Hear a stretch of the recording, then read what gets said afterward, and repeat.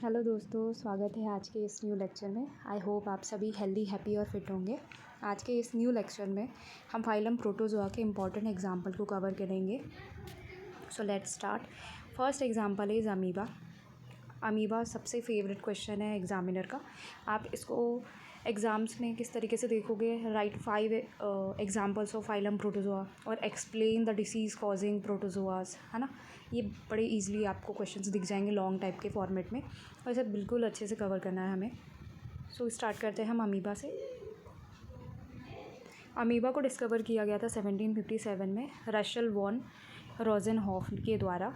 इसकी स्ट्रक्चर कैसी होती है? यूनिसेलुलर, जैसे हमने पहले ही देखा था। फाइलम प्रोटोजोआ कैसी है? ए सेलुलर और प्रोटोप्लाज्मिक लेवल। इट मीन्स इसमें एक ही सेल है जो सारे फंक्शन को पूरी करेगी। दूसरी इसमें शेप हमने कैसी देखी? इंडेफिनिट। इंडेफिनिट क्यों है? क्योंकि इसमें पेलिकल एब्सेंट है। पेलिकल होती क्या है? प्लाज्मा मेम्ब्रेन के नीचे पाई जाने वाली लेयर, जिसकी वजह से किसी भी प्रोटोजोआ को डेफिनेट स्ट्रक्चर और शेप मिलता है। अगर ये नहीं होगी तो उसकी शेप ना बदलती रहेगी, और इसलिए उसे हमें इनडेफिनिट शेप कहना पड़ता है। किसकी तरह ये रिजेंबल करती है? लाइक WBC की तरह कुछ ये स्ट्रक्चर और फंक्शन में मिलती है, बट ये बिल्कुल डिफरेंट है WBC से। क्योंकि अमीबा से हमें डिसीज़ होता है, लेकिन हमारी WBC हमें डिसीज़ से प्रोटेक्ट करती है, हमारे इम्यूनिटी सिस्टम में काम करती है। Next is ubiquitous. It is ubiquitous in nature. What does that mean? कि ये कॉस्मोपॉलिटन है, ये आपको हर जगह दिखाई देगा, जैसे फ्रेश वाटर में, मोस्ट सॉइल में, सी में।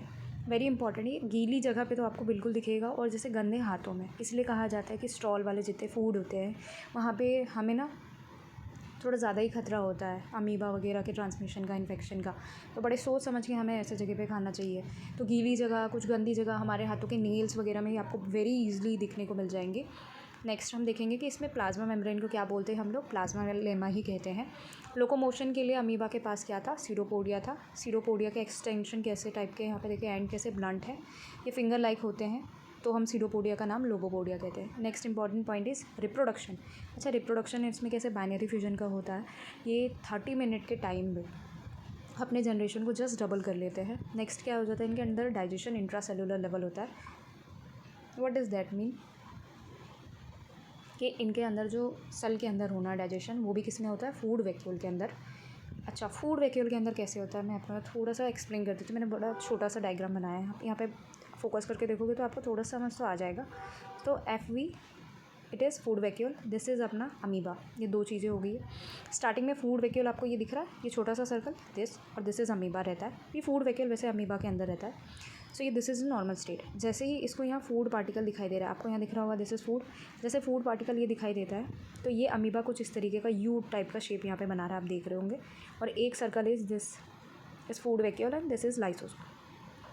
ठीक है, ये इस तरीके का स्ट्रक्चर बनाता है। और फिर ये क्या कर लेता है? फूड कहाँ पे आ जाता है? हमारा फूड वैक्यूल के अंदर आ जाता है, and this is our lysosome. Okay, ये भी किस थ्रू है? फैगोसाइटोसिस के थ्रू हो गया। अब यहाँ पे हम नेक्स्ट क्या देखेंगे? नेक्स्ट स्टेप में हम देखेंगे फूड वैक्यूल और लाइसोसोम एक साथ मर्ज हो जाते हैं दोनों, और दोनों मर्ज होने के बाद क्या बना देते हैं? फैगोलाइसोसोम बना देते हैं। जब फूड वैक्यूल और लाइसोसोम एक साथ मर्ज हो जाएंगे तो क्या बना देंगे? फैगोलाइसोसोम। और क्योंकि लाइसोम के अंदर एसिटिक एंजाइम होता है, तो वो फूड वैक्यूल के अंदर इस तरीके से इस डायरेक्शन के थ्रू जाने लगेगा। फूड वैक्यूल के अंदर मैं आपको एक बार यहाँ पे बता देती हूँ। ये इस तरीके का फूड वैक्यूल था, गोल सा स्ट्रक्चर। जैसे उसको फूड मिला, उसके अंदर फूड वैक्यूल के अंदर फूड आ गया, लाइसोसोम अलग था। फिर उसके बाद फूड वैक्यूल और लाइसोसोम एक साथ फ्यूज़ हो जाएंगे, और फूड वैक्यूल के अंदर लाइसोसोम से एसिडिक एंजाइम आने लगेगा। धीरे धीरे करके वो फूड को चर्न करने लगेंगे। चर्न होने के बाद हमारा इन्वायरमेंट कैसा हो जाएगा? अल्कलाइन हो जाएगा। फूड जो हो गया है हमारे काम का, उसको हम एब्जॉर्ब कर लेगा अब सेल, और बाकी जो वेस्ट है वो दो तरीके से बाहर करेगा। अपने वॉल से बाहर कर सकता है, या तो कॉन्ट्रेक्टाइल वैक्यूल के थ्रू। बस यही है फैगोसाइटोसिस। और अगर यही अमीबा किसी लिक्विड को लेगा अंदर, तो किस फॉर्म में लेगा? पिनोसाइटोसिस के फॉर्म में।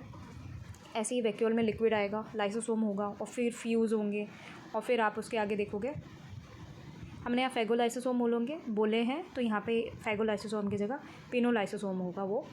और उसके बाद सेम वाटर नहीं, लिक्विड को इसी तरीके से वो लेगा, इनटेक करेगा, कुछ एब्जॉर्ब करेगा, और किसी जो वेस्ट मटेरियल होगा उसको आउट कर देगा।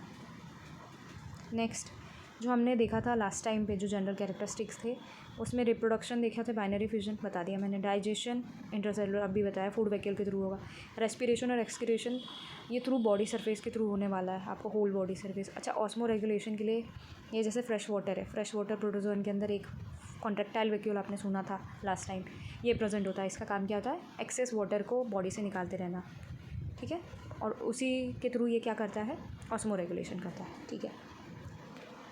नेक्स्ट पेज में हम थोड़ी अमीबा की स्ट्रक्चर को देखेंगे यहाँ पे।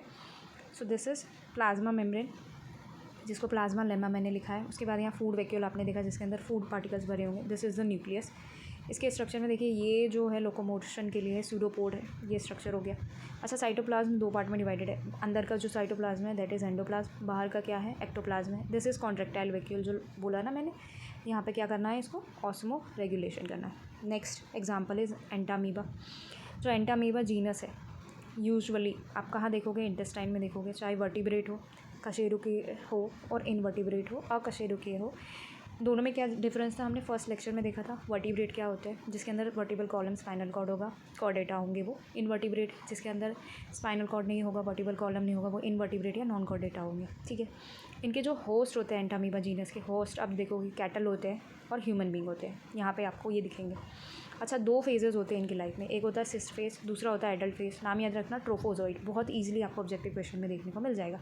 Cyst phase and adult phase is trophozoite, very important. अच्छा, ये लोग इंटेस्टाइन के हार्श इन्वायरमेंट में कैसे अपने आप को बचा के रखते हैं? Because of the covering found around them. Cyst में देखोगे, ट्रोफोजोइड में देखोगे, और सिस्ट में तो भयंकर, वो अपने आप को बचा कैसे लेता है इतने हार्श कंडीशन में? Because of their covering. Next page में देखेंगे कि एंटामीबा ऐसे कौन से टाइप के एंटामीबा है जो मैन उनका होस्ट है। तो ऐसे ऐसे कौन कौन से एंटामीबा है जो मैन के अंदर दिखेंगे आपको? Entamoeba histolytica, Entamoeba coli and Entamoeba gingivalis. Entamoeba histolytica, very important, very general example. हम लोग को बोला जाता है कि हम ज़्यादा फूड स्टॉल या बाहर के खाने, जंक फूड को ना खाएं। वाई? बिकॉज इसी के माध्यम से हमारे अंदर ये जाता है, और कई बार आपने कुछ फूड खाया, बाहर का फूड इनटेक किया है, और उसके बाद आपको लूज़ मोशन स्टार्ट हो गए, लगभग 25 टाइम्स आपको हो चुका है, वो लूज़ मोशन ठीक ही नहीं हो रहा, क्योर नहीं हो रहा, तो आपको ट्रीटमेंट लेने की ज़रूरत है। क्योंकि ये जो हुआ है, आपको भयंकर डायरिया हो गया, और डायरिया हुआ, और because of this Entamoeba histolytica आपको क्या होगा? Amoebic dysentery, amoebiasis. इस तरीके की जो डिसेंट्री होती है वो डायरिया से कैसे अलग होगी? क्योंकि इसमें ना लूज़ मोशन के साथ आपको ब्लड पास होता हुआ दिखेगा, बट डायरिया में तो normally loose motion, but this is not normal loose motion, because इसमें आपको ना बहुत फ्रिक्वेंटली लूज़ मोशन होगा, और विदाउट ट्रीटमेंट, बिना ट्रीटमेंट, बिना परहेज के खाए और बिना रेस्ट और मेडिसिन के आप ठीक नहीं होंगे। इसलिए बाहर के खाने से हमें दूर रखा जाता है, जंक फूड हमें बहुत मिनिमम इनटेक करना चाहिए, एंड सीज़न और पानी का ध्यान और हाइजीन का ध्यान रख के। ये कैसे होते हैं? देखिए, पैथोजेनिक इंटेस्टाइनल पैरासाइट है, आपको पता है लूज़ मोशन कोज कर रहे हैं कहाँ पे है? इंटेस्टाइन में, और कहाँ पे भी? स्पेशली कॉलन, वो भी लार्ज इंटेस्टाइन के पार्ट में आपको दिखेंगे, ठीक है। एंटामीबा के पास ना एक इंपॉर्टेंट फीचर है, इसके पास कोई कॉन्ट्रेक्टाइल वैक्यूल ही नहीं है, तो एक्सेस वाटर निकालने के लिए, ऑस्मो रेगुलेशन करने के लिए कॉन्ट्रेक्टाइल वैक्यूल की कोई ज़रूरत नहीं है, जो अमीबा के पास होता है वो इसके पास नहीं होता। अच्छा, जो मैच्योर सिस्टम है उसका सिस्ट होते हैं, उसको क्वाड्रेन्यूक्लियस सिस्ट बोलते हैं, ये याद रखना, ये जस्ट इसका ऑब्लिक में नेम है, another name of mature cyst is quadrinucleate cyst.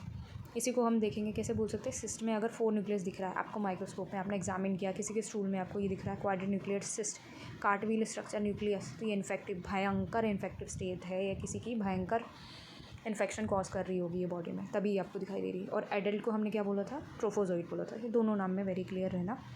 Next page में हम डायग्राम को देखेंगे। दिस इज़ ट्रोफोजोइड, जिसमें आप ये स्यूडोपोड देख रहे हो, और देयर लोकोमोशन, ये इन्फेक्टिव स्टेट है। देखिए, ये आरबीसी को खा के बैठी है, फूड वैक्यूल, उसके अंदर किसकी आरबीसी होगी? होस्ट की आरबीसी, और वो भी किसकी? मैन के अंदर, इंटेस्टाइन में, तो मैन की आरबीसी को इनगल्फ करके बैठी है। अच्छा, दिस इज़ न्यूक्लियस, कैसा स्ट्रक्चर है? कार्टविल like structure, कार्टविल like nucleus in Entamoeba.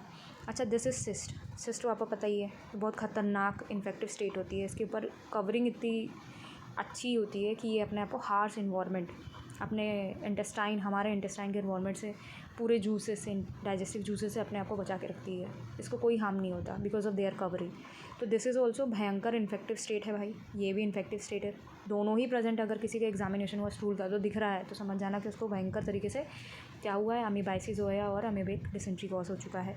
अच्छा, न्यूक्लियस सिस्ट का किस तरीके से दिख सकता है? सेंटर में एंडोसोम है, और साइड में क्या दिख रहा है आपको? कंडेंस्ड क्रोमेटिन दिखाई दे रहा है। नेक्स्ट है हमारा Entamoeba coli. Entamoeba coli commensal relation रखता है हमारे इंटेस्टाइन, हम ह्यूमन मैन के इंटेस्टाइन में ही रहता है। कॉमेंसल रिलेशन में क्या होता है, एंटामीबा फूड लेता है हमारे इंटेस्टाइन से, बट हमारे इंसानों को कोई फ़ायदा नहीं है, ना ही कोई नुकसान है। तो इस तरीके के रिलेशन को कॉमेंसल बोलते हैं। एक का तो फ़ायदा है बट दूसरे होस्ट का ना कोई फ़ायदा है ना ही कोई नुकसान है। सो नेक्स्ट पेज चलते हैं अब हम एंटामीबा जिंजीवैलिस। वेरी कॉमन और बहुत ज़्यादा देखा होगा बच्चों में, यंगस्टर में, एडल्ट में वेरी इजीली मिल जाएगा आपको जिंजीवैलिस, जिसको डेंटल प्रॉब्लम कहते हैं। एक टाइप का जिंजीवा हमें डिनोट कर रहा है कि दिस इज़ रिलेटेड टू गम। ये क्या होता है एंटामीबा जिंजीवैलिस, हम जैसे बोलते हैं हमें जूठा पानी शेयर नहीं करना चाहिए, दूसरे के बॉटल से नहीं पीना चाहिए। हमें कई बार सिखाया भी जाता है बचपन से कि हाइजीन मेंटेन करो अपने खाने और पीने की चीज़ों में। तो पीने के पानी से कई बार ये फैल जाता है और आप देखोगे कि धीरे धीरे क्या करता है, हमारे मसूड़े में बैठता है, वहाँ पे उसको डिके करने लग जाता है, पस पॉकेट बनाने लग जाता है और धीरे धीरे हमारे टीथ पे ये ग्रीन कलर से, ग्रीनिश कलर का हो जाता है भाई। तो ये एंटामीबा जिंजीवैलिस है। एंटामीबा जिंजीवैलिस हमारे टीथ का पैरासाइट है। एब्सेस ऑफ गम मतलब सड़ाने लग जाता है हमारे गम को, पस पॉकेट्स बनाने लग जाता है और ये ज़्यादा हो जाता है तो क्या हो जाता है, हमारे पास पायरिया हो जाती है और हमारी जो मसूड़े हैं ना उसमें से ब्लीडिंग होती है। जनरली ब्लीडिंग होगी, आप ब्रश करोगे तो जस्ट अगर थोड़ा सा हार्ड चीज़ आपने च्यू कर लिया तो so this is the pyorrhoea condition. The next example is trypanosoma. Trypanosoma कैसा है, फ्लैजिलेट प्रोटोजोअन पैरासाइट है, फ्लैजिला होगा इसमें। अच्छा, ये ब्लड ऑफ वर्टिब्रेट्स में पाया जाता है। ये डाइजेनेटिक नेचर होगा, इट मीन्स कि लाइफ साइकिल ना इसके दो होस्ट के बीच में कंप्लीट होंगे, दोनों होस्ट में जाने के बाद ही कंप्लीट होंगे। जैसे प्राइमरी होस्ट क्या है, ह्यूमन बीइंग, जिसमें डिसीज़ ये कॉज करेगा। सेकेंडरी होस्ट क्या है, फ्लाई है, इसमें ये वेक्टर है, उसको कोई डिसीज़ नहीं करेगा। प्राइमरी होस्ट कौन है, ह्यूमन, तो ह्यूमन को डिसीज़ कॉज करेगा। प्राइमरी होस्ट कौन है, मैन। इंटरमीडिएट होस्ट कौन है यहाँ पे, सेट्से फ्लाई और बग। ट्रिपेनोसोमा गैम्बियंस ये एक स्पीसीज़ है, ये बहुत खतरनाक है, ट्रिपेनोसोमियासिस कॉज करती है। किसके बाइट से होती है, सेट्से फ्लाई, जिसको हम ग्लोसिना पेल्पेलिस बोलते हैं। Very common objective question. ये कॉज कर देती है हमको ट्रिपेनोसोमियासिस, जिसे हम अफ्रीकन स्लीपिंग सिकनेस बोलते हैं। और ये कौन करता है, हमारे सेट्से फ्लाई के अंदर में ये हमारी ट्रिपेनोसोमा गैम्बियंस होती है उसकी वजह से। तो this is also known as Gambian trypanosomiasis, उन्हीं के नाम पे, स्पीसीज़ के नेम पे रखा है। अच्छा, एक और एक होती है ट्रिपेनोसोमा क्रूजी। ये पॉजिटिव एजेंट है, इसके वजह से दूसरी डिसीज़ होती है साउथ अमेरिकन ट्रिपेनोसोमियासिस। इसके ऊपर वाली अफ्रीकन स्लीपिंग सिकनेस थी जो कि ट्रिपेनोसोमा गैम्बियंस ने कर रहा था, और दिस इज़ ट्रिपेनोसोमा क्रूजी जो कर रही है साउथ अमेरिकन ट्रिपेनोसोमियासिस। दोनों अलग है, इसको हम चगास डिसीज़ भी बोलते हैं। और ये किसके वजह से होती है, ये बग के वजह से होती है, ट्राइएटमा। जस्ट इससे पहले वाली सेट्से फ्लाई ग्लोसिना पेल्पेलिस फ्लाई की वजह से हो रही थी, but this is because of bug, ये याद रखना। This is the diagram of Trypanosoma, थोड़ी क्लियर कर देती हूँ। ट्रिपेनोसोमा में आप देख रहे हैं ये स्पाइरल सा स्ट्रक्चर जो आपने देखा, दिस इज़ योर फ्लैजिला, जो यहाँ हेड से लेके पूरी ऐसे ऐसे करते हुए टेल तक गई है। ये पूरी टेल क्या है, फ्लैजिलम ही है ना। और ये स्पाइरल शेप है अंदर, यही फ्लैजिला है। अच्छा, ये अंडुलेटिंग मेम्ब्रेन इसकी बॉडी के ऊपर बना देती है जो इनको चलने में मदद करती है, ये देखा हमने। Okay, next page. This is leishmania. Leishmania एक पैथोजेनिक ब्लड फ्लैजिलेट है, फ्लैजिलेटा है, मस्टिकोफोरा से है, ब्लड में पाया जाएगा, फ्लैजिला होगा, डाइजेनेटिक है ये। इंटरमीडिएट होस्ट और वेक्टर है सैंड फ्लाई, सैंड फ्लाई होगा, जीनस फ्लीबोटोमस से है। प्राइमरी होस्ट जिसमें ये डिसीज़ कॉज करेगा वो हम है, मैन है। इसमें देखेंगे लिस्मेनिया डोनोवेली, ये क्या कॉज करती है, काला आज़ार। और visceral leishmaniasis, visceral leishmaniasis what does that mean कि विसरल ऑर्गन को अटैक करेगी, धीरे धीरे धीरे उन्हें डिस्ट्रक्ट करेगी। फीवर वीकनेस तो हो गई, लेकिन विसरल ऑर्गन पे अटैक होने लग जाएगा। काला आज़ार या इसे डमडम फीवर के नाम से जानते हैं। इसको अंडर माइक्रोस्कोप देखोगे तो आपको इस तरीके की स्ट्रक्चर देखने को मिलेगी। क्या देखा हमने, लिस्मेनिया डोनोवेली जो क्या कॉज करी, काला आज़ार और विसरल लिस्मेनियासिस, एंड काला आज़ार और या डमडम फीवर बोलते हैं, कॉमन नेम है, इंपॉर्टेंट है। नेक्स्ट इस Plasmodium. Plasmodium is very important, इसके बारे में बार बार पूछा जाता है। इसकी जो प्राइमरी होस्ट होती है वो ह्यूमन है, हम मैन हैं, हमें कॉज करती है। और इसके हमारे अंदर जो होता है वो इसका एसेक्सुअल रिप्रोडक्शन होता है। सेकेंडरी होस्ट जो है वो मॉस्किटो है, उसमें भी फीमेल एनाफिलिस में ये फीमेल एनाफिलिस की ही इसकी होस्ट होती है, सेकेंडरी, नॉट मेल। और ये सेक्सुअल रिप्रोडक्शन फीमेल एनाफिलिस में करती है, इसलिए ये डाइजेनेटिक लाइफ साइकिल है, क्योंकि इसे दो होस्ट की ज़रूरत है लाइफ साइकिल को पूरी कंप्लीट करने के लिए। स्मॉलेस्ट ऑर्गेनिज्म है जो मलेरिया कॉज कर देता है। अच्छा, ये इसकी जो डिस्कवर इसको किसने किया था, 1897 में रॉश ने इसको डिस्कवर किया था, ऊसिस्ट प्लाज्मोडियम के उन्होंने पाए थे स्टमक वॉल ऑफ मॉस्किटो के अंदर, क्योंकि उसके अंदर सेक्सुअल रिप्रोडक्शन हुआ था, तो वो सिस्टम उनको कहाँ मिलेंगे, मॉस्किटो के ही अंदर दिखेंगे, जिसके वजह से उन्हें नोबेल प्राइज़ 1902 में मिला है। वेरी इंपॉर्टेंट फीचर कि ये कहाँ पे इन्होंने डिस्कवर किया एंड नोबेल प्राइज़ मिला। उतनी ही ज़्यादा खतरनाक डिसीज़ है। ऑलमोस्ट 60 टाइप्स ऑफ मलेरिया आपको देखने को मिलेगी। ह्यूमन में बस 4 टाइप की मलेरिया होती है। सबसे डेंजरस है और सबसे कॉमन देखेंगे आप प्लाज्मोडियम फॉल्सीपेरम सेरेब्रल मलेरिया कॉज करती है, M4 मलेरिया। सबसे कॉमन जो इंडियन में देखोगे वो प्लाज्मोडियम वाइवेक्स कॉज करती है, दैट इज़ वाइवेक्स मलेरिया। लेकिन इसमें सबसे ज़्यादा डेंजरस ये है सेरेब्रल मलेरिया। क्यों? क्योंकि इसमें हमारे ब्रेन में स्वेलिंग, सीजर, कोमा आने के चांसेस हो जाते हैं। बहुत खतरनाक होती है, हमारे ब्रेन में चल जाती है। हमारे ब्रेन को इसमें ज़्यादा हार्म होता है। नेक्स्ट इज़ इसके ट्रीटमेंट के बारे में देखेंगे। क्विनीन ड्रग वेरी कॉमन, जो आरबीसी के अंदर प्लाज्मोडियम आ चुका है, उसकी मल्टीप्लिकेशन हो रही है, तो हमें आरबीसी के सेल को डिस्ट्रक्ट करना है। तो क्विनीन जब हम लेते हैं तो आरबीसी की डिस्ट्रक्शन चालू हो जाती है, जिसकी वजह से ग्लूकोज डाउन होने लगता है और बॉडी में बहुत ज़्यादा शिवर, बहुत बारी कपकपाहट चालू हो जाती है। तो वो क्यों होता है? बिकॉज ऑफ ग्लूकोज डाउन होने की वजह से। और ये बार्क ऑफ सिनकोना से लिया जाता है। वेरी इंपॉर्टेंट ऑब्जेक्टिव, सिनकोना से क्विनीन लिया गया है ड्रग, वेरी इंपॉर्टेंट ऑब्जेक्टिव। 20 अगस्त को मलेरिया डे मनाया जाता है, that is also important. Minister of health government of India started national malaria eradication programme 1953, ये आपके लिए पॉइंट इंपॉर्टेंट है। ह्यूमन में सबसे कॉमन टाइप के मलेरिया आपको क्या दिख रहा है? Vivax malaria, ovale malaria, cerebral malaria, quartan. सबसे ज़्यादा कॉमन होता तो 4 है, सबसे ज़्यादा कॉमन वाइवेक्स वाला होता है और सेरेब्रल होता है, और सबसे ज़्यादा डेंजरस कौन है? ये सेरेब्रल वाला। इसमें ब्रेन तक हमारी मलेरिया को फैलने के चांसेस होते हैं। इसमें क्या हो सकता है? सीजर हो सकता है, हमें कोमा, स्वेलिंग हो सकती है हमारी ब्रेन को, होती है, ये डेंजरस टाइप की होती है। नेक्स्ट में देखेंगे हमारे इंपॉर्टेंट सीलियड्स, जो लास्ट क्लास है हमारी प्रोटोजोआ की, सीलियड्स और सीलियोफोरा। इसमें पैरामीशियम आता है, फ्री लिविंग होता है, स्लिपर एनिमलक्यूल बोलते हैं इसे। बैलेंटीडियल डिसेंट्री कॉज करता है, ये एक लौता ही है जीनस है जो इसके अंदर डिसीज़ कॉजिंग है, पैरासिटिक है। ओपालिना, ये रेक्टल सीलिएट है, कहाँ मिलेगा? कॉमेंसल इन फ्रॉग के रेक्टम में आपको दिखेगा ये कॉमेंसल रिलेशन, मतलब फ्रॉग से तो ये खाना लेगा, बट फ्रॉग को ना ही नुकसान होगा ना कोई फ़ायदा होगा। निक्टोथीरस, ये भी रेक्टल सीलिएट है, कहाँ पे? कॉमेंसल रिलेशन है फ्रॉग के साथ। इट मीन्स फ्रॉग के रेक्टम में दिखेगा, उसके साथ वहाँ से वो अपने फूड लेंगे, और बट फ्रॉग को ना ही कोई फ़ायदा होगा ना ही कोई नुकसान होगा। तो this are the important examples of protozoa.